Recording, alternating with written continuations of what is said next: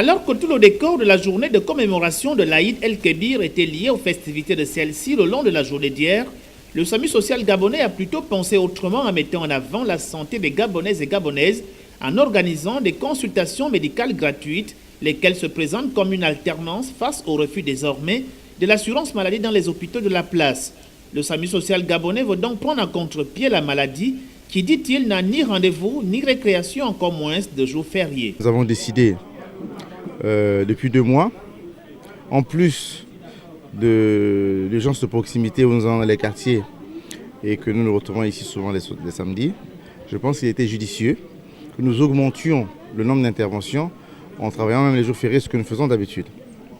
Mais le message de fond qu'il faut donner aujourd'hui, c'est quoi?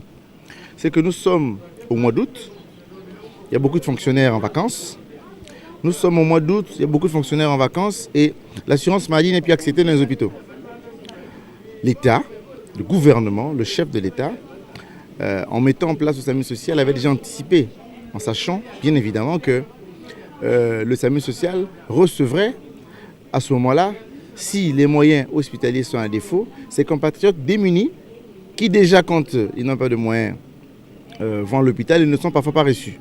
Donc nous recevons ces personnes qui ont là déjà 4 ou 5 billets. On est en août, il y a les vacances, l'assurance maladie n'est pas acceptée dans les hôpitaux et en plus, il y a la difficulté du manque d'argent.